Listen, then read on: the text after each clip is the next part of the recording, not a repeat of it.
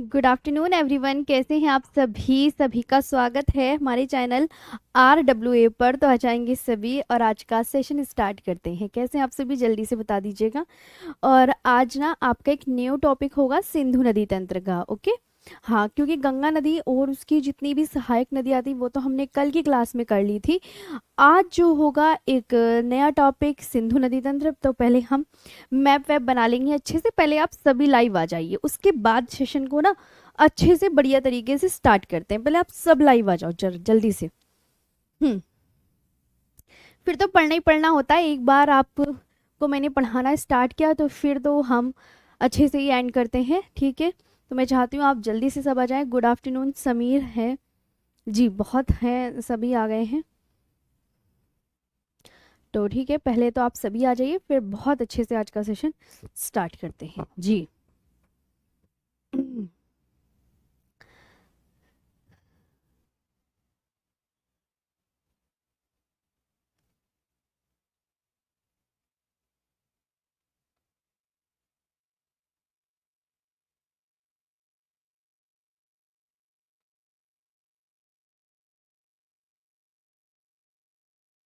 जी good afternoon. चलें तो start करें, चलो। देखो, सबसे पहले तो अब हम बात करेंगे सिंधु नदी तंत्र की। हम्म डालो सिंधु नदी तंत्र।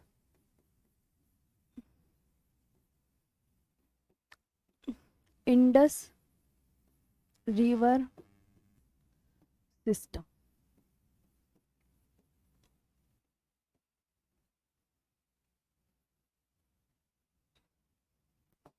सबसे पहले तो मैप ही बनाएंगे हम सभी मिलकर। तो एक सुंदर सा प्यारा सा मैप बना लिया जाए जी, है ना। आगे बढ़ते हैं। मैम देखो, जल्दी से मैप बना लो सभी। बिल्कुल ध्यान से मैप बनाना, ताकि मैं आपको सब कुछ विस्तार पूर्वक अच्छे से बता सकूं, क्लियर कर सकूं।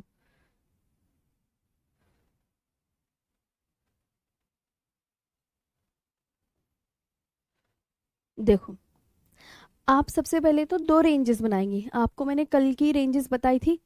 हाँ, कल दो रेंजेस बताई थी ना मैंने, ध्यान देखो। एक तो ये रेंज, ये आपको ऐसी कटी हुई ही बनानी है। आधा बीच में से जगह छोड़नी ही है इसके आपको। हाँ, ओके। और एक ये रेंज बनाओ, ये। अब बात ये करनी है कि मैम क्या, तो मैंने कहा, देखिए मेरी बात ध्यान से सुनेंगे आप सभी। रितिका कुमारी जी, जो पठार होते हैं वो टेबल नुमा आकृति के होते हैं। पठार बच्चा टेबल, एक बच्चा क्वेश्चन पूछा टेबल नुमा आकृति के। जो पहाड़ होंगे, जो पर्वत होंगे, उनका शिखर इस तरीके से रहेगा, शिखर इस तरीके से। और जो चोटी होंगी वो पर्वतों से कुछ नीचे होंगी, ठीक। और जो पहाड़ियां होंगी वो भी नीचे होंगी। ये पठार, पठार का जो शीर्ष भाग होता है, जो ऊपर का भाग होता है, वो मेज की आकृति के समान होता है, यानी फ्लैट होता है। उसमें हम कोई नुकीलापन नहीं देख सकते, रितिका जी। और जो पर्वत होंगे वो बिल्कुल नोकीले होंगे, जस्ट इस तरीके से नोकीले होंगे। तो ये है आपका क्वेश्चन का आंसर। आगे बढ़ते हैं, ठीक। तो मैंने कहा कि जो सिंधु नदी है वो तिब्बत से निकल रही है। कहाँ से निकल रही है? तिब्बत से। ध्यान ध्यान से चलेंगे, तिब्बत से। ये मैंने निकाली तिब्बत से। इसने यहाँ एंटर कहाँ से किया? नाम बताना है, नाम बताना है। एंटर कहाँ से किया? तो आप बोलोगे मैम इसने किया दमचोक से एंटर किया। कहाँ से एंटर किया? दमचोक से। दमचोक से एंटर किया, दमचोक से प्रवेश, यानी एंटर दमचोक से किया। ओके, ये भारत में घुसी। अब ये जो है, इसने इस रेंज को काटा, लद्दाख रेंज को, ऐसे। और ये आपकी लद्दाख रेंज है, और ये आपकी जास्कर पर्वत श्रेणी है। लद्दाख कह दो या जास्कर पर्वत श्रेणी कह दो, कुछ भी कह दो। ये लद्दाख और जास्कर पर्वत श्रेणी के समानांतर यूं बहती है, और यूं करके ये ऐसे करके, और यहाँ पे चिल्लास नामक एक स्थान से, चिल्लास नामक स्थान से ये एग्जिट कर जाती है भारत से। चिल्लास से क्या कर जाती है? एग्जिट कर जाती है, यानी इस निकल जाती है। ये आपको बहुत अच्छे से याद रखना है। अब सिंधु नदी मैंने कहा निकली कहाँ से, भाई कुछ भी पूछ सकता है कि ये तिब्बत से निकली। तिब्बत में ही तो है मानसरोवर झील वगैरह, तिब्बत में ही तो है मानसरोवर झील। हाँ, तो आप बोलोगे मैम तिब्बत की मानसरोवर झील से।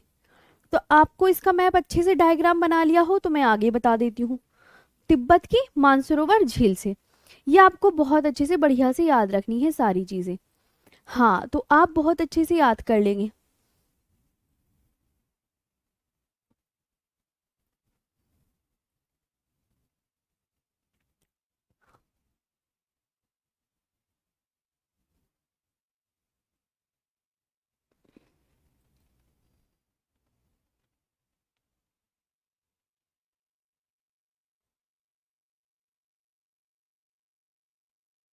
ठीक है, तो यहाँ पे आपको समझ में आया क्या बताया मैंने, ये आपको बहुत अच्छे से याद रखनी है कि मैम हाँ जी ये तो हमें बात समझ में आ गई।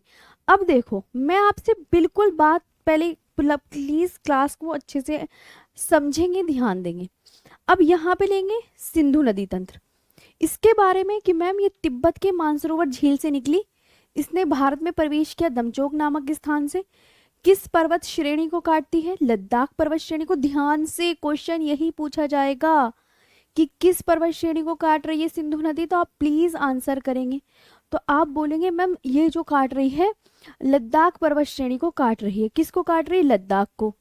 हम्म, हाँ ये भी कह सकते हैं कि चेमायुंगडुंग ग्लेशियर से निकलती है, चेमायुंगडुंग ग्लेशियर या बोखरचू ग्लेशियर से निकलती है, कुछ भी आप लिख सकते हैं।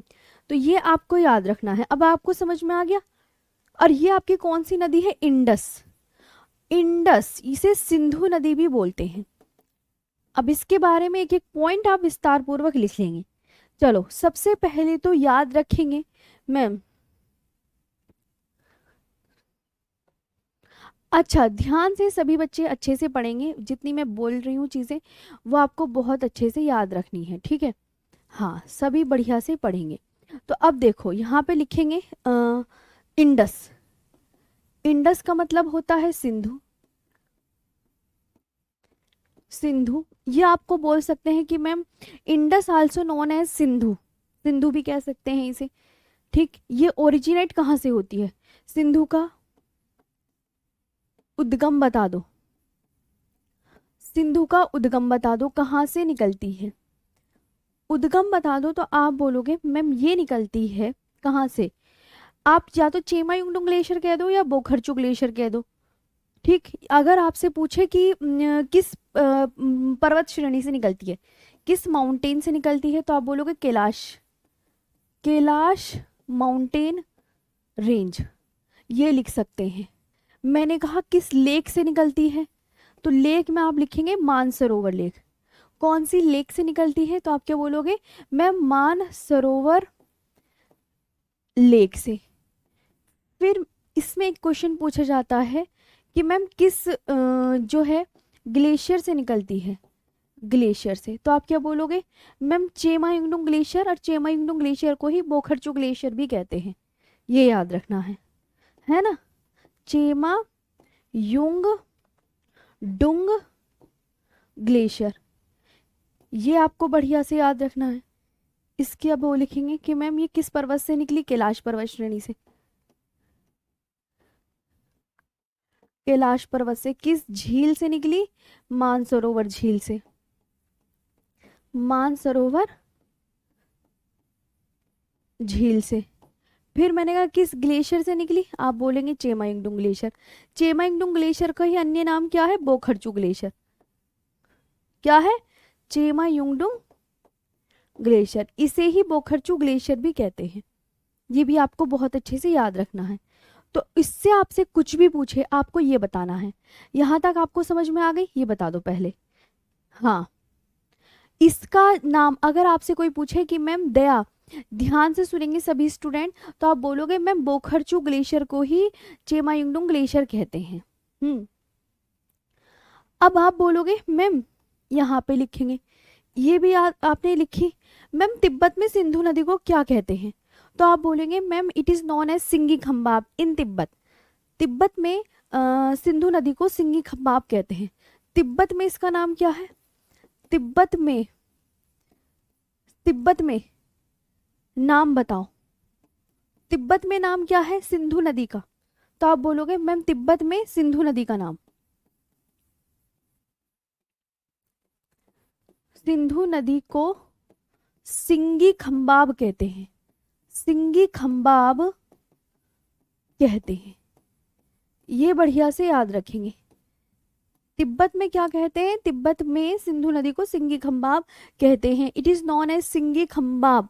ठीक है, it is known as Singhi, क्या बोलते हैं? सिंघी खंबाब बाब इन तिब्बत, इन तिब्बत। ये बढ़िया से याद रखो। अब आप बोलोगे मैम ये किस डायरेक्शन में फ्लो करती है? आप बोलोगे मैम ये फ्लोज, फ्लोज, फ्लोज यानी बहती है, बहती है। कौन सी डायरेक्शन में बहती है? ऐसे बह रही है ना, नॉर्थ वेस्ट डायरेक्शन में, नॉर्थ वेस्ट डायरेक्शन में, इन नॉर्थ वेस्ट डायरेक्शन। कौन से डायरेक्शन में? उत्तर पश्चिम दिशा में बहती है, उत्तर पश्चिम दिशा में बहती है। कौन सी दिशा में? उत्तर पश्चिम दिशा में, उत्तर पश्चिम दिशा में बहती है, उत्तर पश्चिम दिशा में बहती है। It flows in the north west direction. देखो ये नॉर्थ वेस्ट डायरेक्शन में, नॉर्थ ये रहा, वेस्ट ये रहा, नॉर्थ वेस्ट डायरेक्शन में फ्लो कर रही है क्योंकि ये ऐसे निकली ना, इधर से निकली तो इधर को जा रही है। ये आपको बहुत अच्छे से याद रखना है। अच्छा, किन दो पर्वत श्रेणियों के बीच से बहती है? ये पूछा जाता है। तो आप यहाँ पे क्या बोलेंगे? Between Ladakh and Zanskar range. किन दो पर्वत श्रेणियों के बीच से बहती है? Flows between, between Ladakh and Zanskar range, and Zanskar range. ये बढ़िया से याद रखना है। किन दो पर्वत श्रेणियों के बीच से बहती है? तो आप बोलोगे मैम लद्दाख और जास्कर श्रेणियों के बीच से बहती है। अभी बताया था ना, ये लद्दाख, ये जास्कर, इन दो पर्वत श्रेणियों के। वेरी इंपॉर्टेंट क्वेश्चन, एग्जाम में पूछा जाएगा कि किन दो पर्वत श्रेणियों के बीच से बहती है? लद्दाख और जास्कर पर्वत श्रेणियों। बोलो आप, किन दो पर्वत श्रेणियों से बहती है? लद्दाख और जास्कर पर्वत श्रेणियों के बीच से बहती है। किन दो पर्वत श्रेणियों के बीच से बहती है? ये अपनी कॉपी में नोट डाउन करेंगे। लद्दाख और जास्कर पर्वत श्रेणी के बीच से बहती है। समझ आया? हटा दें इसे।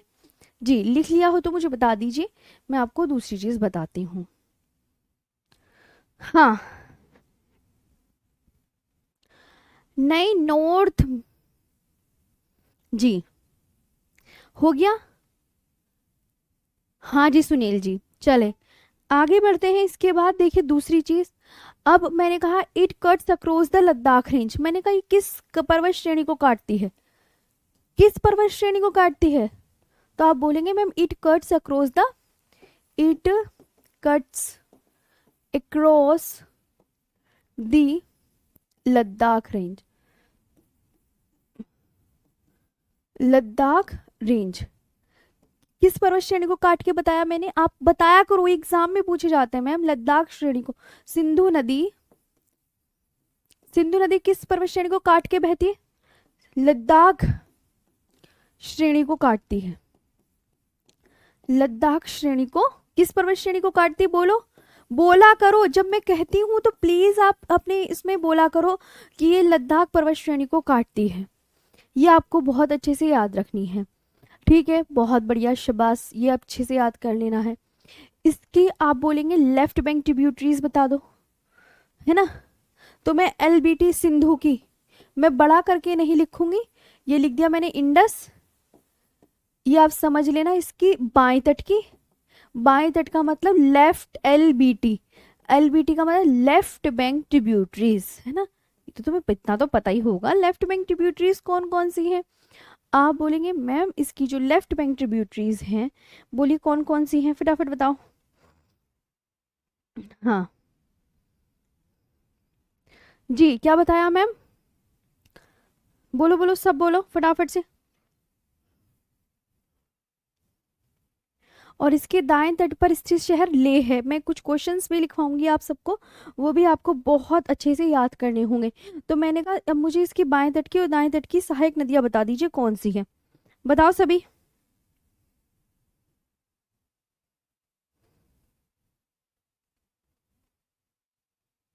हम्म।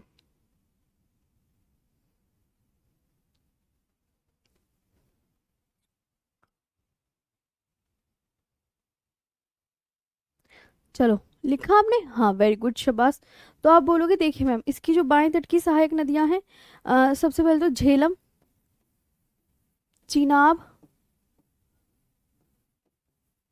रावी, व्यास, सतलुज। मतलब इतनी तो आपकी है ही। ये याद रखना, ये पंचनद नदियां भी बोलते हैं इन्हें, झेलम, चिनाब, रावी, व्यास, सतलुज एंड जास्कर। और क्या बोलेंगे मैम? जास्कर भी है। क्या बोलेंगे आप? जास्कर, ठीक है। जास्कर व जास्कर, इतनी आप याद कर लीजिएगा। Left bank tributaries, Jhelum, Chenab, Ravi, Vyas, Dras भी है वैसे तो। सुरु जास्कर, द्रास भी है। जास्कर लिख लो अगर मन है तो लिखने का, क्योंकि भाई बहुत सारी हैं। द्रास व द्रास, बस इतनी इनफ है, तो इसे आप लिख लीजिए। झेलम, है ना? झेलम लिखा सबने, वेरी गुड। चिनाब, रावी, रावी लिखा आपने, रावी वी आई होगा। व्यास, सतलुज, जास्कर एंड द्रास, एंड द्रास। अभी मैं बताऊंगी सब, ये सब भी आप शांति से बस पढ़ते रहिए। अब सिंधु की दाएं तट की, ये हो गई right bank tributaries. Right bank tributaries कौन कौन सी हो गई ये बताओ। तो आप बोलोगे मैम देखिए, सबसे पहले तो हम राइट बैंक ट्रिब्यूटरीज जो याद रखेंगे, खुर्रम, तोची, देखो लिख लेते हैं, खुर्रम, तोची, गोमल, विबोआ, सेंगर, ये हैं। तो पहले तो ये लिखो, खुर्रम, तोची, गोमल, गोमल, विबोआ, विबोआ, विबोआ, सेंगर, सेंगर, ठीक है, सेंगर, गिलगित। कौन सी है? गिलगित याद रखोगे। ओके, ये आपको बढ़िया से याद रखनी है। हाँ, बस इतनी। तो आप बोलोगे जी मैम, इतना भी हम लिख लेंगे कि खुर्रम हो गया, तो आप क्या बोलोगे मैम? खुर्रम, है ना?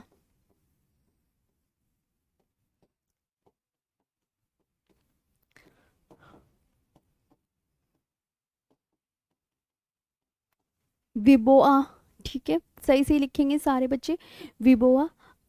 सेंगर आपका रह गया है, सेंगर और लिख लीजिए। और गिलगित, ये आपको बहुत अच्छे से याद रखनी है। लेफ्ट बैंक ट्रिब्यूटरीज भी हो गई इसकी, राइट बैंक ट्रिब्यूटरीज भी हो गई हैं, आपको बहुत अच्छे से याद रखना है। हाँ, इसके बाद याद रखनी है नेक्स्ट। जी,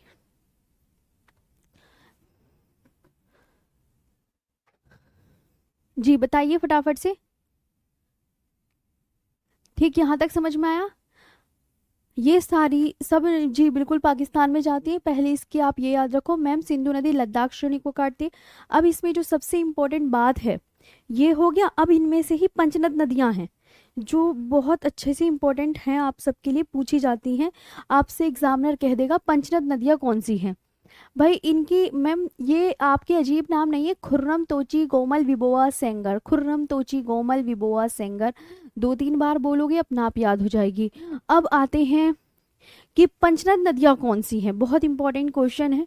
पंचनद, पंचनद, पांच नदियां जो पंचनद बनाती हैं, ये भी एग्जाम में पूछ लिया जाता है। पंचनद नदियां बता दो कौन सी हैं।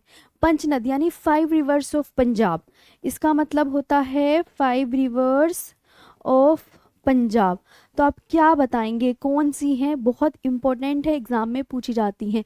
तो आप बोलेंगे मैम ये जो है ना, जो बाएं तट की सहायक नदियां हैं पूरी यहाँ से लेके यहाँ तक, सेम यही याद कर लो, डिट्टो डिट्टो यही याद कर लो, आप कुछ नहीं करना आपको। झेलम, झेलम, चिनाब, रावी, व्यास, व्यास और सतलुज, ये हैं आपकी ये हैं आपकी पंचनद रिवर्स। समझ आया क्या है पंचनद रिवर्स? बस ये हैं। कोई पूछे आपको एग्जैक्ट यही बतानी है कि मैम पंचनद नदियां झेलम, चिनाब, रावी, रावी, व्यास, सतलुज और सतलुज, कभी गलती नहीं होगा। और यही आप बोलना ये सिंधु की बाएं तट की सहायक नदियां भी हैं, लेफ्ट बैंक ट्रिब्यूटरीज भी हैं। ओके, ये अपना पानी, सिंधु नदी जो है अपना पानी कहाँ डिस्चार्ज करती है? तो ये डिस्चार्ज करती है अपना वाटर इनटू अरेबियन सी, इनटू अरेबियन सी, है ना। तो अब ये आपको याद रखना है मैम ये अपना जो वाटर है वो कहाँ डिस्चार्ज करती है, अपना जल कहाँ गिराती है? तो आप बोलेंगे मैम इंडस जो है जो सिंधु नदी है, अब सिंधु नदी अपना मुहाना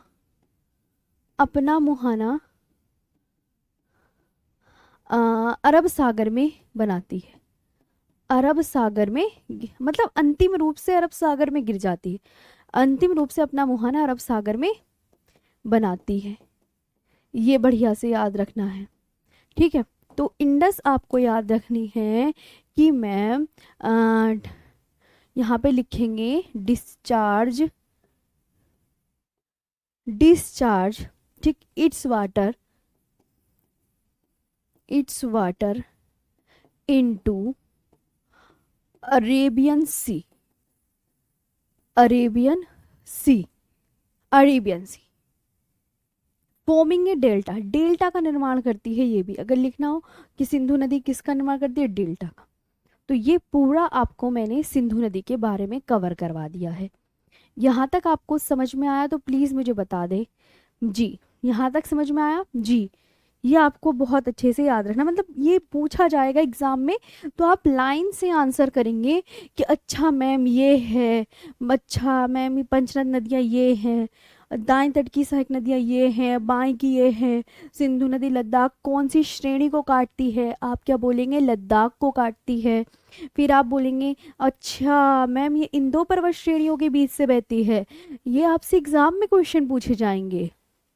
हाँ, अभी दिखा रहे हैं मैप भी, डोंट वरी, मैप वैप सब दिखाएंगे, पहले मुझे पूरा अच्छे से चीज़ें कवर करवाने दिया कीजिए। हाँ, मुहाना क्या होता है रितिका जी? नदी अपना जल कहाँ गिरा रही है? अरब सागर में गिरा रही है, उसके आगे नदी कहीं नहीं बहेगी, वो मुहाना है। जहाँ नदी अंतिम रूप से अपना जल गिराती है उसको मुहाना कहते हैं। जहाँ नदी अंतिम रूप से अपना जल गिराती है उसको मुहाना कहते हैं, राइट। चलिए अब बात करते हैं Indus water treaty. Indus water treaty ये भी लिख लो, फिर कहोगे मैम हमें समझौता नहीं करवाया आपने। इंडस वाटर ट्रीटी है ना, सिंधु नदी जल समझौता।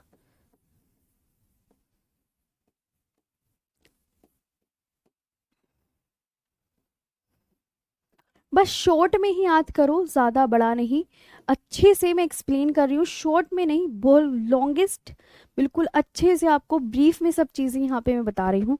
इंडस वाटर ट्रीटी पहले तो हुई किस सन में थी? सन पूछा जाता है 1960 में।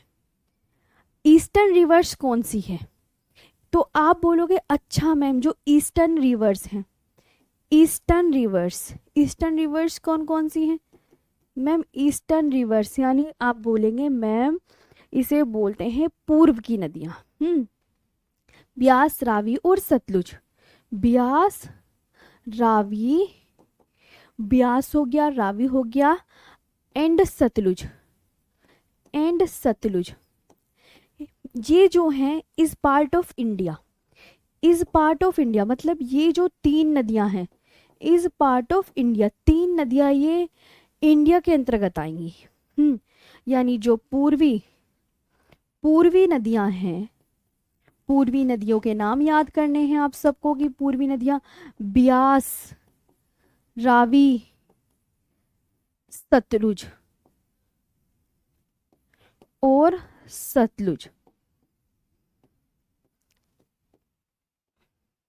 भारत के हिस्से में, भारत के हिस्से में, ये भारत के हिस्से में आई, भारत के हिस्से में।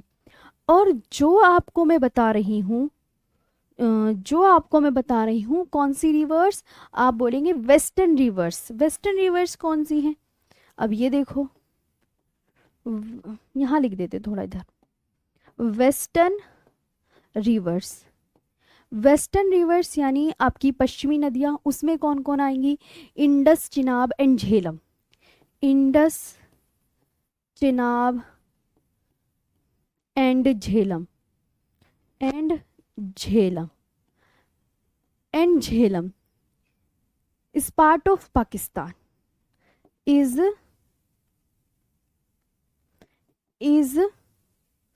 part of Pakistan. ये याद रखना है बढ़िया करके कि वेस्टर्न रिवर्स यानी पश्चिमी नदियां, पश्चिमी नदियां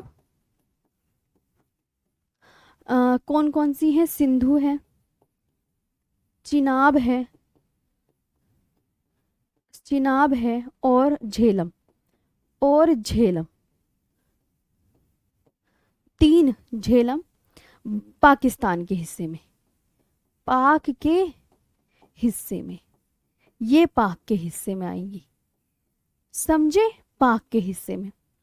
अब ये बात और कही गई 80% पानी तो पाकिस्तान यूज करेगा, India can use only 20% water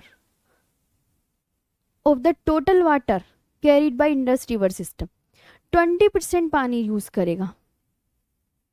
बस ये आपको बढ़िया से याद रखना है, ये आपको मैंने बताई, आई होप आपको अच्छे से समझ में आई होंगी। ठीक है, तो आपको मैंने ये जो समझाने की कोशिश करी है ये आप बढ़िया से याद कर लेंगे कि मैम इसमें 20% उपयोग कर सकता है, सिंधु नदी प्रणाली से 20% पानी, 20% पानी, यहाँ पे शॉर्ट में लिख लेंगे कि मैम 20% पानी भारत को और रिमेनिंग और शेष 80% पानी पाकिस्तान, पाक को, ऐसे करके लिख लेंगे। ये शॉर्ट में आप लिख सकते हैं, ये आपको बहुत अच्छे से याद रखना है ना। और ये जो जिनके बीच में हुआ था ये सिंधु नदी जल समझौता, ये प्रधानमंत्री हमारे जवाहरलाल नेहरू जी के बीच में और मोहम्मद, पाकिस्तान के राष्ट्रपति थे मोहम्मद अयूब खान ने हस्ताक्षर किए थे इस पर। हाँ, तो बस इतना ही आपके लिए इनफ है, ये आप बढ़िया से याद कर सकते हैं। समझ आई बात? बिल्कुल अच्छे से आपको ये एक एक बात समझनी है जो मैंने आपको यहाँ पे करवाई है। ठीक, अच्छे से समझ में आया? अब आप मुझे एक बार बता देंगे फिर आगे चलेंगे। हाँ ठीक, चलिए आगे बढ़ते हैं नेक्स्ट पर। अब बात कर लेते हैं कि मैम अच्छा पूर्वी नदियाँ जो हैं सिंधु नदी जल समझौते में, पता चल गया ना, समझ आया? आगे बढ़ते हैं। हाँ जी, बताइए मैम, जो सिंधु नदी है मैम, ये जो जल समझौता है 1960 में हुआ था, इसकी जो पूर्वी नदियां हैं मैम, पंचनद नदी, भाई मंजीत यादव जी, 5 नदियों की भूमि जो है पंजाब में है, पंजाब में। अनूप एक बार और बताती हूँ, इधर आओ। सिंधु नदी जल समझौता 1960 में हुआ, उसने कहा कि पूर्वी नदियां जो है, पूर्वी नदियों के नाम याद करने हैं आपको, कौन कौन सी है पूर्वी नदियां? ब्यास, रावी और सतलुज, ये भारत के हिस्से में, और पश्चिमी नदियां सिंधु, चिनाब और झेलम, ये पाक के हिस्से में आएगी। ये जो हस्ताक्षर हुए थे पंडित जवाहरलाल नेहरू जी के बीच में और राष्ट्रपति अयूब खान के बीच में हुए थे। ओके, कहाँ से एंटर करती है? साहिल, डमचौक से लिखा है तो है, इधर आओ, इधर आओ तुम्हें तुम्हें मैं दिखाती हूँ। ये क्या दिखाया है, दमचोक सेंटर। कुछ कुछ चीजें आप वहाँ इससे मैप से भी याद कर लिया करो। मैप में प्रवेश करती है, लिख लो। एक बच्चा कह रहा है मैम कहाँ से एंटर करती है, दमचोक, भारत में, है ना। और निकास करती है यानी एग्जिट। अब निकास ये पता है ना, एग्जिट। भाई से भी लिख लो एंटर, तुम्हें ना पता होगा तो कहेंगे मैडम ने। चिल्लास से एक्सिट करती है, बस लिख दिया। चले हर चीज। हाँ आगे आते हैं नेक्स्ट पर। अच्छा मैम ये भी बात खत्म कर दी आपने। अब मैं आपको एक चीज और बताती हूँ, है ना। जैसे दोआब कहाँ गया, पहले पूरी कहानी ध्यान से सुन लो। अच्छा मैम ये देखो, सिंधु नदी के जो दोआब हैं बड़े ही फेमस हैं। Doab, Doab the area between two rivers is known as Doab. या मतलब दोआब किसे कहते हैं, व्हाट इज दोआब। दोआब, तो आप क्या बोलोगे मैम, दोआब दो नदियों के बीच का क्षेत्र। दो नदियों के बीच के क्षेत्र को क्या कहा जाता है, दोआब कहा जाता है। दो नदियों के बीच का भाग, दो नदियों के बीच का भाग, बीच का भाग, बीच का भाग ये कह रहे, the area between, the area between two rivers, two rivers is known as Doab. क्या बोलते हैं, इज नोन एज दोआब।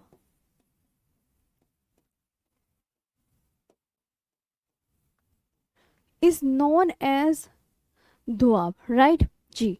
अब अच्छा मैम बता दीजिए कौन कौन से दोआब हैं। मैंने कहा पहला दोआब लिखेंगे, दोआब नंबर फर्स्ट, सबसे पहला है बिस्ट दोआब।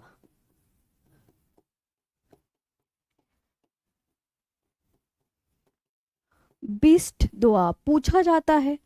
बिस्ट दोआब यानी किन दो नदियों के बीच में पड़ेगा, किन दो नदियों के, between Beas and Sutlej, between, between Beas and Sutlej.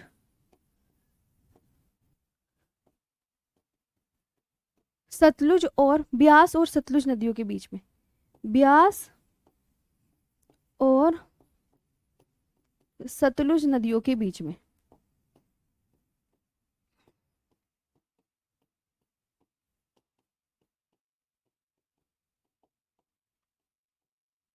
Beas और सतलुज नदियों के बीच में, पहला भी लिखा गया। सेकंड डालेंगे प्लीज मैम। पहला तो आप एग्जाम में पूछा जाएगा, बिस्ट दोआब किन दो नदियों के बीच में, तो आप बता देंगे।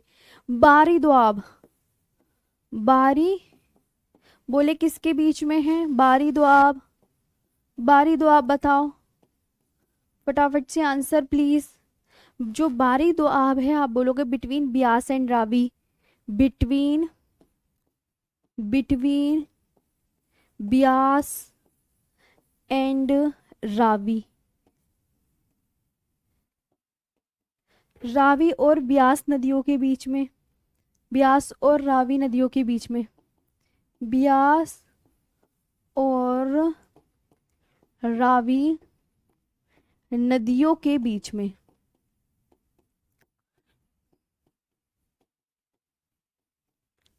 नदियों के बीच में। थर्ड आते हैं हम। मैम थर्ड कौन सा बताने वाली हूँ, मैंने कहा रचना दोआब। कौन सा, रचना दोआब। कौन सा दोआब है बच्चा, Rachna Doab, between Ravi and Chenab, Rachna Doab, between Ravi and Chenab, यानी चेना, रावी और चेनाब नदियों के बीच में।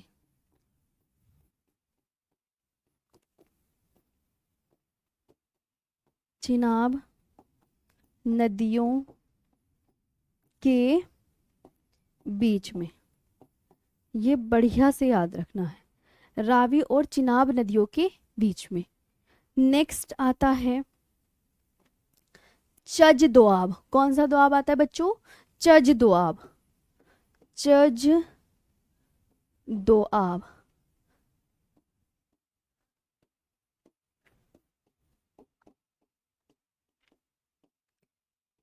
चज Doab between Chenab and Jhelum. Between Chenab and Jhelum. Chenab और झेलम नदियों के बीच में।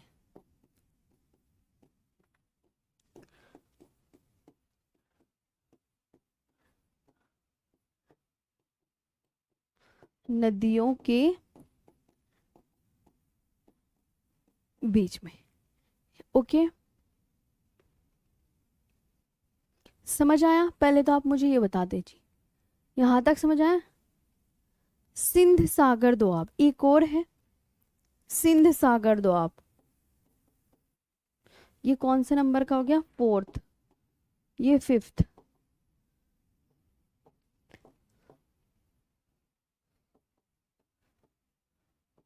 Sindh Sagar Doab between Jhelum and Indus. Between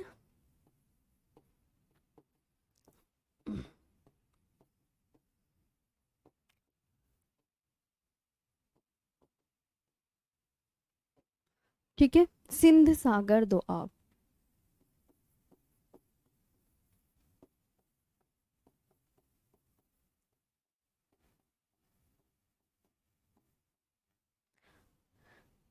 Jhelum और सिंधु नदियों के बीच में। झेलम और सिंधु नदियों के बीच में। ये अपनी कॉपी में नोट डाउन कर लीजिए सारे दोआब। लिखा आपने पहले तो, ये पांचों दोआब आपके लिए बेहद इंपॉर्टेंट है, आपको बहुत अच्छे से याद रखने भी हैं। लिखे गए सारे? जी, सब लिखे गए हैं। अब हम बात करेंगे ट्रिब्यूटरीज ऑफ इंडस रिवर। अब एक एक करके सारी झेलम, चिनाब, रावी, इन सबको पढ़ेंगे। हम्म,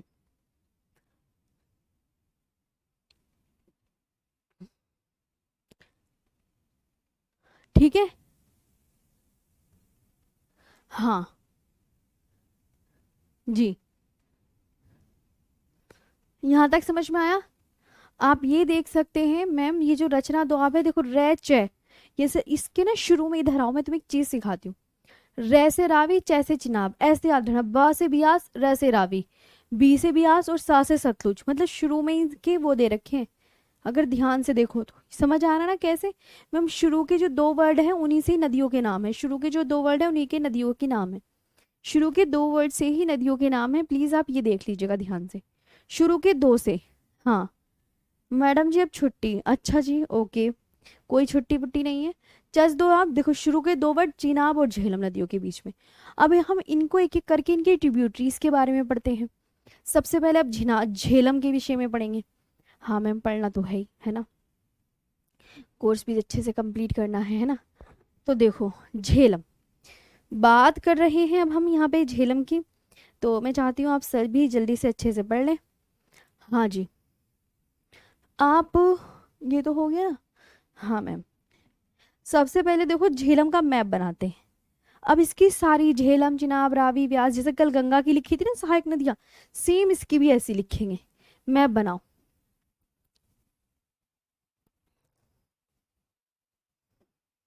मैम सिंधु तो आपने बताया एक दो पर्वत श्रेणी है,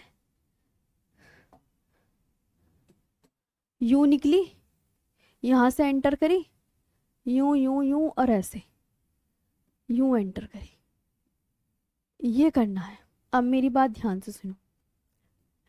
हाँ झेलम देखो, ये झेलम यूं यूं यूं ऐसे झेलम। श्रीनगर में वेरीनाग नामक जगह है, श्रीनगर में वेरीनाग नामक जगह है। तो ये वेरीनाग नामक जगह है, इससे याद कर लो। और मैम ये रास्ते में यहाँ फूलर झील भी पड़ती है इसे यहाँ पे, और भारत पाकिस्तान की सीमा पर बहते हुए ये यूं ये है आपकी झेलम नदी, इसे बोलते हैं झेलम। ये है आपकी झेलम। ये निकली कहाँ से मैडम जी? ये पता है ऐसे निकली है यूं, ये वेरीनाग से निकल रही है। वेरीनाग जगह है ये, वेरीनाग, ये वेरीनाग, वेरीनाग स्थल है ये। ओके, बस ये याद रखना है ना, इंपॉर्टेंट ट्रिब्यूटरी है ना वेरीनाग। अब इसके बारे में एक एक करके लिख लो कि अच्छा मैम ये है, बस खत्म। चलो अब इसके बारे में, झेलम के बारे में बनाया, यहाँ डालेंगे झेलम रिवर। अब ऐसे ही करके सारी सहायक नदियां लिखनी है। झेलम,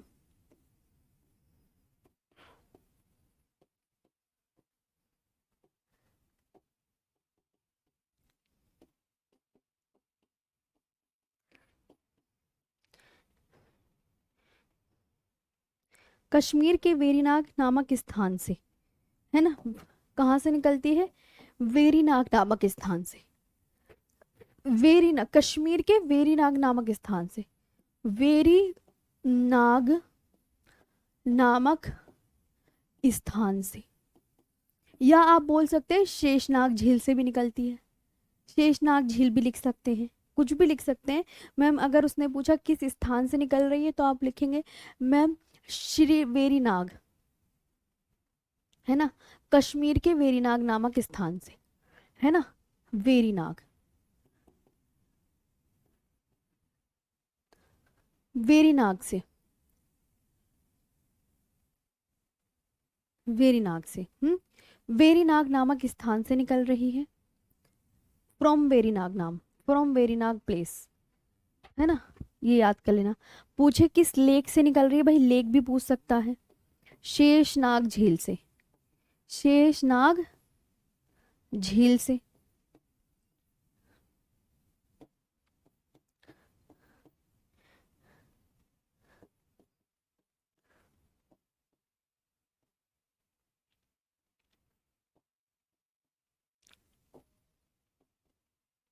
फ्रॉम शेषनाग लेक, ये याद रखना है ना।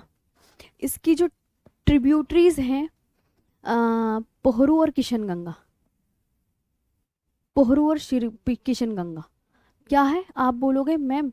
इसकी जो ट्रिब्यूटरीज हैं, पोहरू,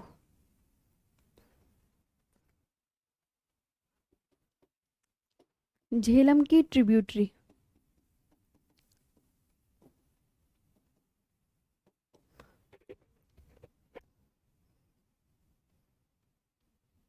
तो आप बोलोगे सहायक नदियां,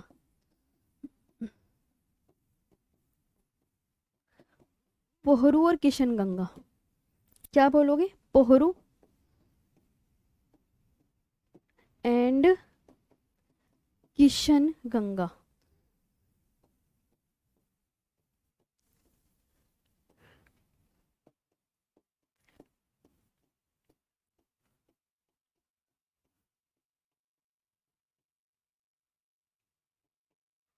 पोहरू और किशनगंगा,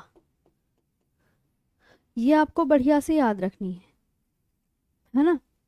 बस दो ही 3 4 बातें याद रखनी है, दैट्स इट, इसके ज़्यादा याद नहीं रखनी। और ये it joins Chenab near Jhang, ये बहुत अच्छे से याद रखने हैं। ये ना झेलम नदी किस में मिलती है? चेनाब में। तो इट, यहाँ लिख लेंगे इट ज्वाइंस चेनाब, ये चेनाब से मिल रही है, it join Chenab near Jhang, near Jhang. Jhang आपका पाक में है ना, पंजाब, है ना। ये याद रखेंगे कि मैम झंग, झंग नामक स्थान, झेलम नदी चिनाब नदी से, झेलम नदी चिनाब नदी से, चिनाब नदी से झंग नामक स्थान पर मिलती है, झंग नामक स्थान पर मिलती है। इसकी ट्रिब्यूटरीज तो आपको पता ही चल गया, डैम, तुलबुल और Uri project on Jhelum river. Tulbul और Uri project, Tulbul and Uri project जो हैं वो आपके किस पर हैं? प्रोजेक्ट वो किस पर है मैम? डैम जो है वो आप बाद में लिखेंगे, डैम में एक साथ करवाऊंगी, मैं सोच रही हूँ ऐसे मिक्स हो जाएंगे फिर। ओके, तो झेलम आप इतना याद रखेंगे। बात करते हैं नेक्स्ट चिनाब की। यहाँ तक आप डैम सारे में एक साथ लिखवाऊंगी इसलिए मैं नहीं लिखवा रही हूँ। हाँ हाँ, शीट दे देंगे भगीरथ जी, दे देंगे। सभी एग्जाम के लिए ले सकते हैं, स्टेनो के लिए ले सकते हैं, डेफिनेटली ले सकते हैं, क्यों नहीं ले सकते?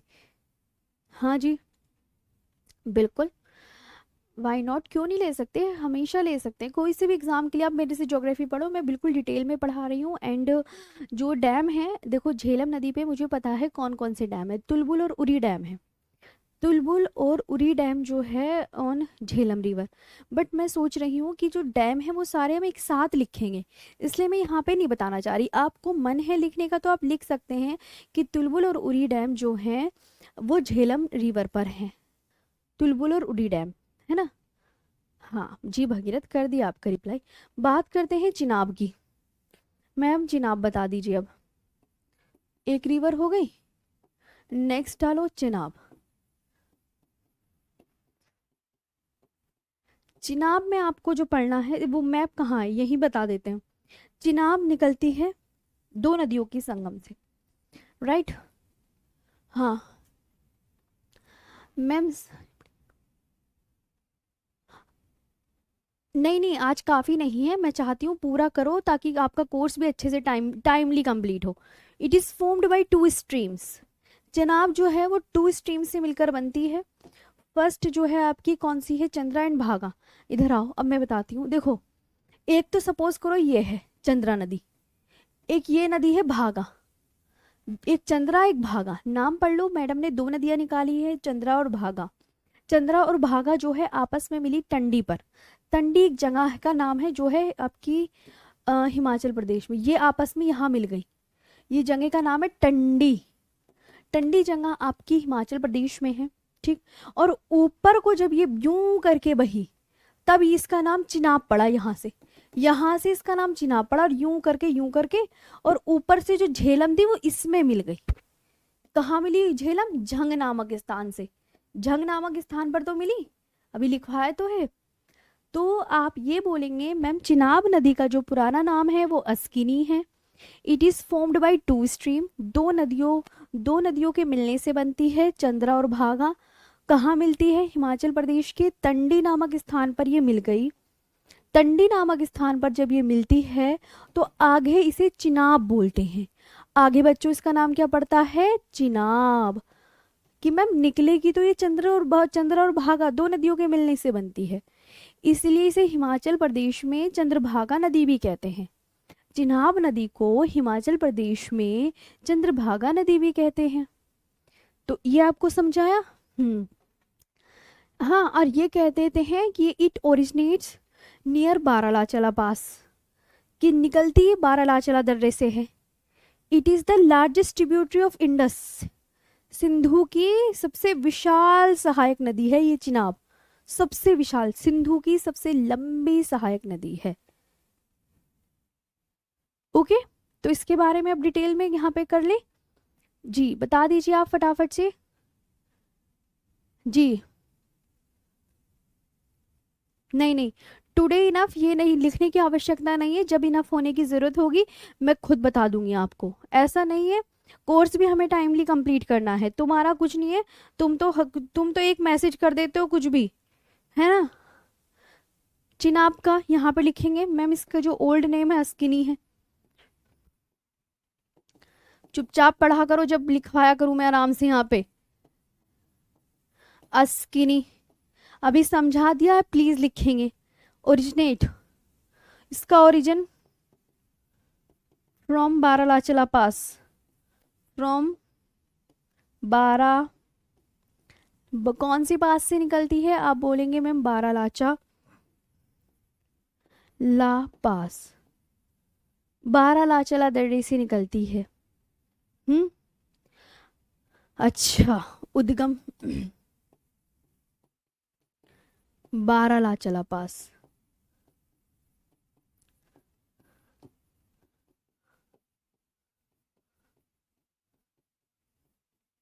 बारालाचाला दर्रे से निकलती है।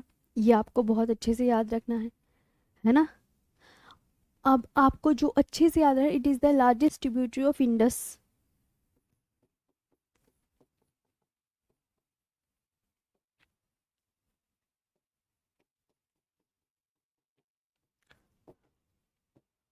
Of Indus.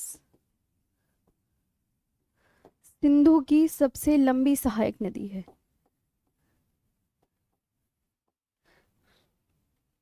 चिनाब जो है सिंधु की सबसे लंबी सहायक नदी है। लिखा। हम्म। आगे।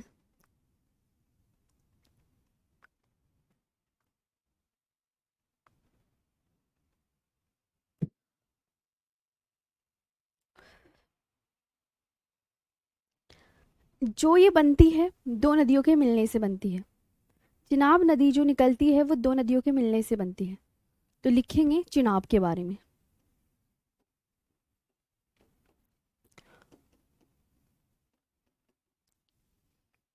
It is formed by two streams.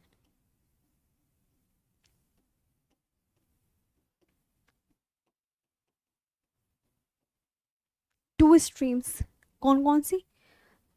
Chandra and भागा। चंद्रा और भागा। चंद्रा और भागा दो नदियों के। अब ये जो चंद्रा और भागा है आपस में कहाँ मिलती हैं? विच ज्वाइंस एट टंडी। विच ज्वाइंस एट टंडी। टंडी। टंडी कहाँ पर है? केलोंग के निकट, है ना, इन हिमाचल प्रदेश। सीधा ही लिख दो, इन HP, हिमाचल प्रदेश। हिमाचल प्रदेश में। It is also known as Chandrabhaga in Himachal Pradesh. It is also known as Chandrabhaga in Himachal Pradesh. In Himachal Pradesh, right जी। अब यहाँ देखेंगे दो नदियों के मिलने से बनती है चिनाब। दो नदियों के मिलने से बनती है। क्या क्या है? एक तो है चंद्रा और एक है भागा।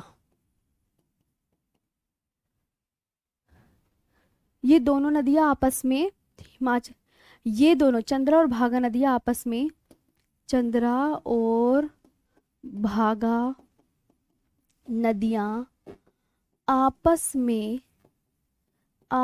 में हिमाचल प्रदेश के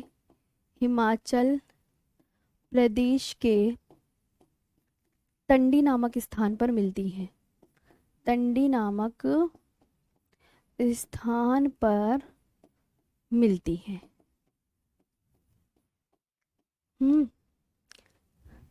हिमाचल प्रदेश में चिनाब नदी को चंद्रभागा का के नाम से भी जाना जाता है। हिमाचल प्रदेश में चिनाब नदी को चंद्रभागा के नाम से भी जाना जाता है। सारे इंपॉर्टेंट लाइन है एक एक, सारी इंपॉर्टेंट लाइन है एक एक। प्लीज़ अच्छे से याद कर लीजिएगा, प्लीज़ अच्छे से याद कर लीजिएगा। ओके, हाँ ये आपको याद रखनी है।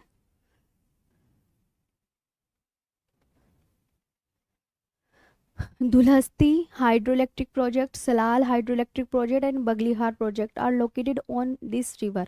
Dulhasti, Salal and Baglihar project are located on this river. अगर आपका मन है तो लिख लीजिए, वरना मैं बांध में ही लिखवाऊंगी क्योंकि मैं मिक्स नहीं करना चाहती हूँ. Dulhasti, Salal and Baglihar project are located on this river. Okay जी, ये आप बढ़िया से याद कर लीजिएगा. तो ये भी आपकी कंप्लीट हो गई है, ये आप बढ़िया से याद कर सकते हैं. अब हम बात करेंगे रावी नदी की, जो कि वो कल करेंगे. हाँ,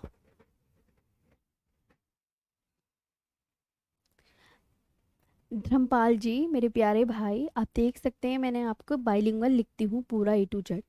हाँ, आप मुझे कितनी बार ताना दोगे ये बताओ पहले तो. जिस दिन से आपकी क्लास स्टार्ट हुई है मैंने हर एक चीज़ दोनों लैंग्वेज में लिखवाई है, ये तो आपको पता होना चाहिए ना. चलिए आज के लिए ऑफ करेंगे. हाँ, आज का सेशन कैसा लगा ये बता दीजिए. नहीं, मैं अब, हाँ, क्योंकि कुछ बच्चे ग्रुप में भी कह देते हैं मैम फिर आप ये है वो है, तो इसलिए मैंने सोचा आज बस अच्छे से पढ़ा दो. बस ये ध्यान था, मेन मेन मेरा काम है पढ़ाने का, कोई हंसने वसने का काम नहीं है आपको. हाँ, ये मैं रिकॉर्ड देखता हूँ, बट आज आपकी क्लास अटेंड करी बट टाइम ज़्यादा लगता है. कोई बात नहीं राहुल, हाँ किसी को टाइम नहीं है तो आप ऑफ भी कर सकते हैं, मतलब ओ वैसे भी देख सकते हैं जब आपका टाइम हो. हाँ जी, तो ये हो गई है आज की क्लास. हाँ, अब आप ये देखेंगे मैम, मैप और दिखा देती हूँ.